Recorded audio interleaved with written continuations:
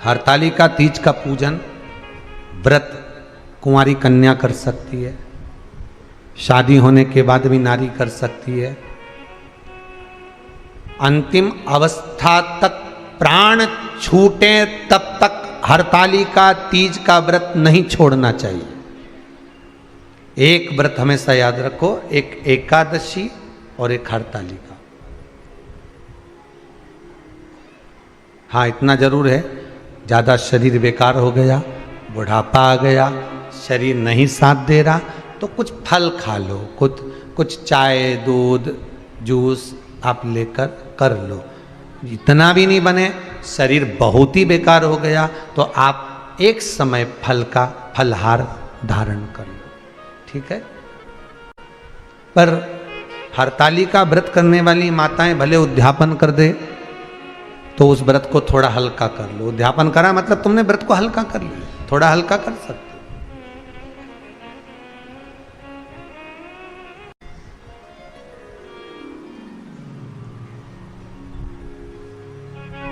हरतालिका तीज का जो व्रत का उद्यापन करते हैं उसमें 5 चीज रखते हैं ना, 5 कपड़े स्त्री के, 5 कपड़े पुरुष के, 5 तरह का अनाज, 5 तरह का फलहार, 5 तरह का फल।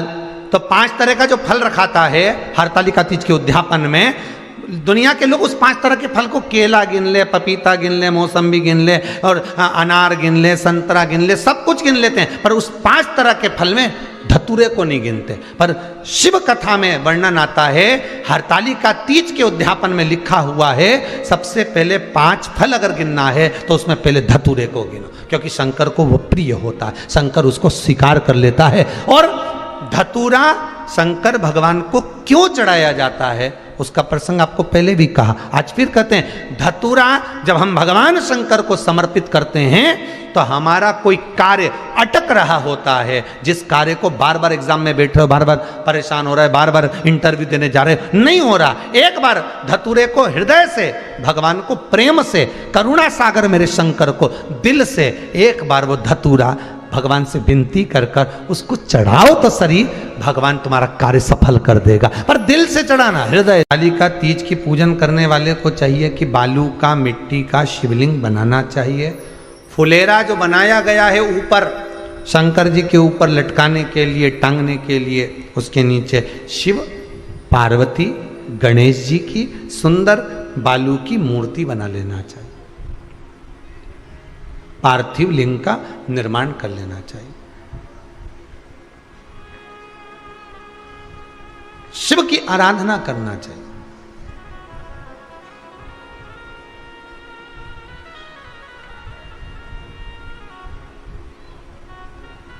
जो फल आपके पास में हो शंकर को समर्पित करना चाहिए, पूजन करना चाहिए, आराधना करो।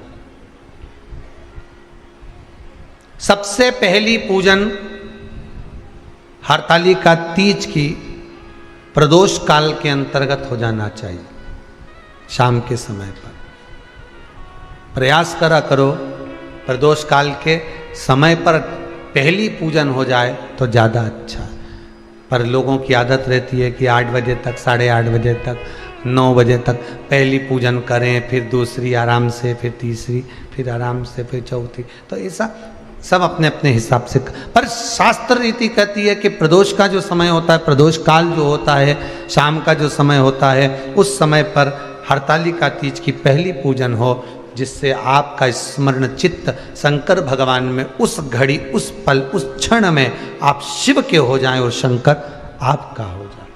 हाँ, अगर किसी के आने में देरी हो, कोई आ नहीं पा रहा है, बहुत देरी हो रही हो, तो हरतालिका पूजन व्रत वर्णन करता है कि शिवलिंग का निर्माण, पार्वती जी की मूर्ति का निर्माण, गणेश जी का निर्माण और फुलेरा जो बनाया हुआ है, ये प्रदोष काल के पहले बंद कर तैयार हो जाना चाहिए। प्रदोष काल के अंतर्गत फुलेरा नहीं बनना, फुलेरा पहले बन जाना चाहिए। और बहुत विशेष बात ध्यान रखिए हरतालिका तीज की, कि शंकर जी का जो अपने स्वरूप बनाया है, पाटे में, थाली में, चौकी पर, चौरंग पर जो स्वरूप बनाया है, वो पहले नहीं रखना है। पहले क्या बांधना है? फुलेरा।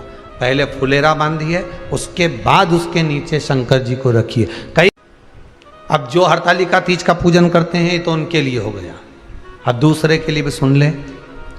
जो नारी हरतालिका तीज का पूजन नहीं करती, व्रत नहीं करती, साधना नहीं करती, उसके लिए भी कहा गया कि आप अगर ये व्रत नहीं करते हो तो एक कार्य जरूर करना, कहीं पर फुलेरा बंधा हो, हरतालिका की पूजन हो रही हो, 5 मिनट 10 मिनट निकालकर अपने आसपास के किसी पौधे में से पत्तियां लेकर या पुष्प लेकर, 5 वृक्ष की पत्ती या 5 वृक्ष के पुष्प लेकर शंकर भगवान को जब पूजन हो रही हो, 5 मिनट माताएं जब पूजन कर रही हों, तब आप भी उस पुष्प को, उस पत्तियों को शंकर को समर्पित कर सकते हो। ये नहीं चढ़ा सकते तो 5 फल नहीं चढ़ा सकते तो 5 कुछ भी पुष्प आदि का आप शिव को समर्पित कर।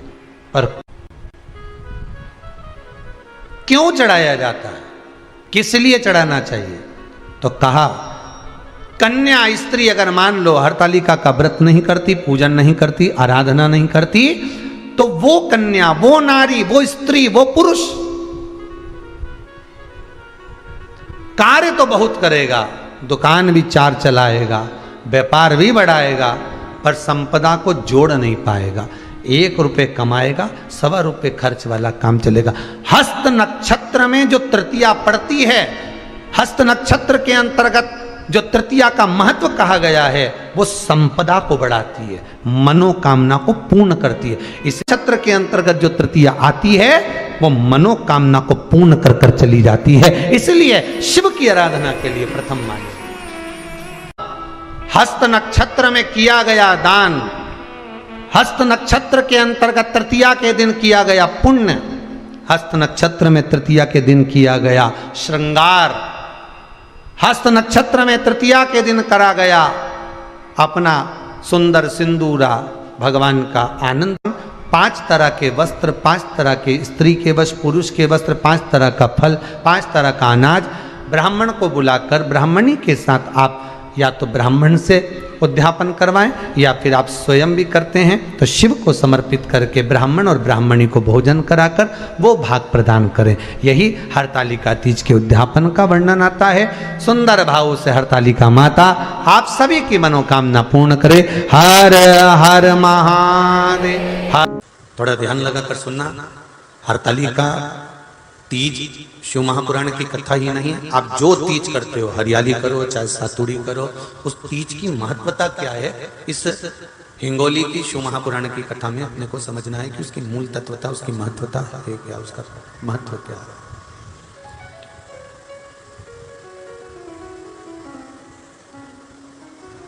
भगवान ब्रह्मा, भगवान विष्णु और भगवान शिव,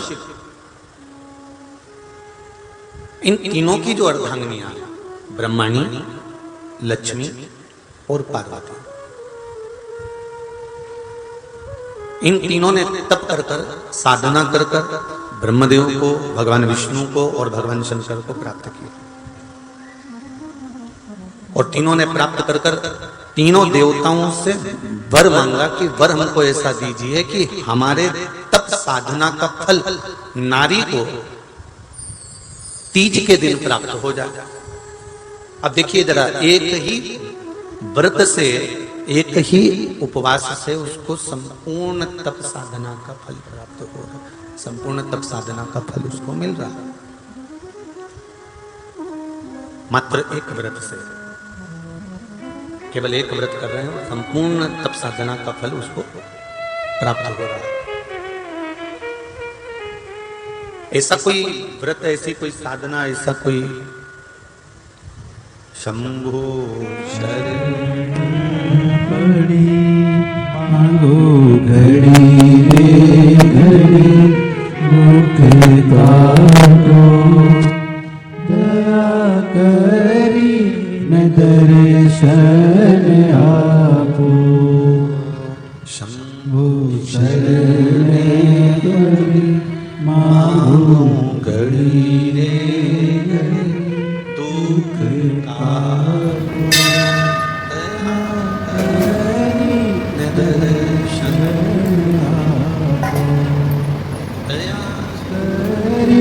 करे शरण आप। तो ब्रह्माणी ने ब्रह्मदेव से मांगा, लक्ष्मी जी ने भगवान विष्णु से मांगा, पार्वती जी ने भगवान शिव से मांगा कि ऐसा वर दे दीजिए जिस वर से एक ही व्रत करने से संपूर्ण फल की प्राप्ति हो जाए, संपूर्ण फल मिल जाए। ऐसा एक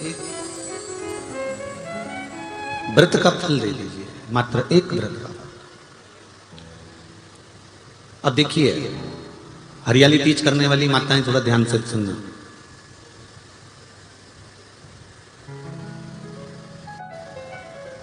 हरियाली तीज जब माताएं करती हैं तो एक हरियाली तीज, एक गणगौर की तीज, ये दो तीज के व्रत ऐसे होते हैं जिसमें जब माताएं करती हैं तो उस समय पर उमा, ब्रह्माणी और लक्ष्मी, इन तीनों की आराधना का फल उसको केवल एक व्रत से प्राप्त हो जाता है। अब देखिए दूसरा सातुड़ी तीज।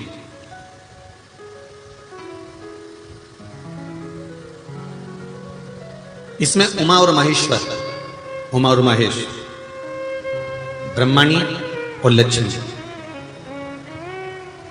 इन चार के व्रत तप का फल एक साथ सातुड़ी तीज के दिन प्राप्त हो जाता है। अब एक आती है हरतालिका तीज। आप लोग करते हो हरतालिका? यहाँ लोग करते कि नहीं करते? करते हैं यहाँ पे हरतालिका? कौन कौन करता है? जरा हाथ उठाओ तो जरा। अरे सभी करते हो, रखो रखो, बहुत बढ़िया, बहुत अच्छी बात। एक आती है हरतालिका तीज। इस तीज का व्रत माता पार्वती बेल वृक्ष के आनंद के साथ में फुलेरा बनाकर करती है, और जिसमें इस हरतालिका में माता पार्वती जी के जितने जन्म पहले हुए हैं, माता पार्वती का जन्म तो 52वें नंबर का, 52 नंबर पे माता पार्वती का जन्म है। इससे पहले तो माता के 51 जन्म पहले हो चुके हैं, 51 जन्म माता पार्वती का पहले हो चुके हैं। तो वो जितने जन्म माता पार्वती पूर्व में ले चुकी हैं, ब्रह्माणी जितनी बार ब्रह्मदेव के साथ में विराजमान हो चुकी हैं, इंद्राणी जितनी बार इंद्र के साथ विराजमान हो चुकी हैं, और लक्ष्मी चाहे वो राधा के रूप में हो, चाहे वो रुक्मणी के रूप में हो, चाहे वो सतभामा के रूप में हो, चाहे वो यमुना के रूप में हो, चाहे वो गंगा के रूप में हो, जितनी बार माता लक्ष्मी ने रूप धारण करे हैं वो सब रूप में, और माता पार्वती अपने सारे रूप में, ब्रह्माणी अपने सारे रूप में, लक्ष्मी अपने सारे रूप में इस हरतालिका तीज के व्रत को करने के लिए आतुर रहती हैं। और इस व्रत को कर कर एक दिन में ही संपूर्ण विश्व का जितना तप है, साधना है, उपवास है, सबका फल एक साथ एकत्रित कर लेती हैं केवल एक व्रत में, हरतालिका तीज। अब एक बात ध्यान से सुनिएगा, सारे व्रत, आपका अगर स्वास्थ्य खराब हो गया तो आप व्रत छोड़ सकते हो। जितने भी व्रत आप लोग कर रहे हैं पूर्व के, सोमवार, मंगलवार, एकादशी, छठ, पंचमी, चतुर्थी, अगर आपका स्वास्थ्य खराब है तो आप उस व्रत को छोड़ सकते हो, सारे व्रत को छोड़ सकते हो। पर तीज का जो व्रत होता है, हरतालिका जो व्रत होता है, ये व्रत एक बार लेने के बाद जब प्राण छूटते हैं तभी ये व्रत समाप्त होता है, अन्यथा बीच में ये व्रत समाप्त नहीं। ये व्रत समाप्त होता ही नहीं।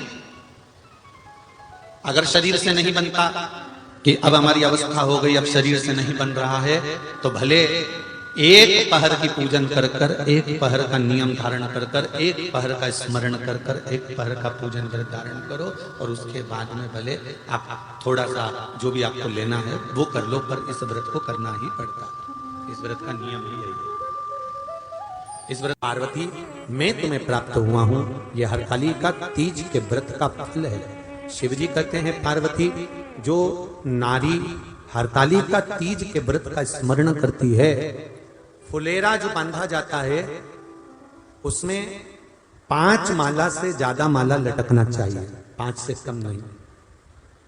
कितनी? जैसे माला जो लटकाते हो वो 5 से ज्यादा होना चाहिए। 5 तो जया, विषहरा, शामलीबारी, दौतली, देव, इससे अधिक होगी चलेगा, पर इससे कम फुलेरे के अंदर माला नहीं होना चाहिए महाराज। दूसरा, फुलेरा जहां हरताली का व्रत हो वहीं पर बांधा जाता है। हरताली का तीज का व्रत एक ऐसा व्रत होता है जो मरते दम तक रहता है।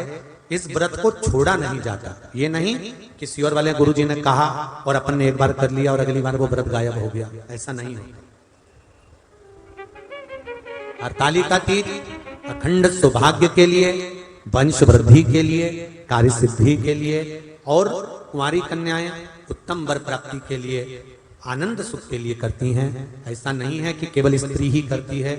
जब नारी किसी कारणवश व्रत नहीं कर पाती तो पुरुष इस व्रत को धारण करते हैं। 30 अगस्त को, यही 30 तारीख को, कल 29 है, परसों 30 तारीख को हरताली का तीज रहेगी। आप सब अपने हृदय से, मन से इस व्रत को कर कर अपने जीवन को सार्थक बनाइएगा। जो करते हैं, कितने लोग करते हो जरा हाथ उठाइए हरताली का तीज। इतने सारे करते हो, अरे बाबा कर लो, प्रणाम प्रणाम, आपको बहुत बहुत नमन करता हूं, बहुत बहुत सारा। फुलेरा बांधते हो? नहीं। अब की बात बांधना। मंदिर में करते हो तो मंदिर में, घर में करते हो तो घर में। फुलेरा वंश की वृद्धि करता है, फुलेरा अखंड सौभाग्य देता है, फुलेरा मन की कामना को पूर्ण करता है। जो बेटियां जिनका विवाह नहीं हो रहा हो या बेटे जिनका विवाह नहीं हो रहा हो, वो 7 स्थान पर कहीं फुलेरा बंधा हो तो फोन लगाकर पूछना कहां बंधा है, वहां का दर्शन करना। एक फूल में हल्दी कुंकू लगाकर शिव जी को चढ़ाकर फिर वहां से जाना। 7 स्थान के फुलेरे का दर्शन अवश्य करिएगा। जो व्रत नहीं करते हैं उनसे निवेदन है, कहीं हरताली का हो रही हो तो वहां बैठकर अगर भजन हो रहे हो तो थोड़ी देर भजन गाने चले जाना।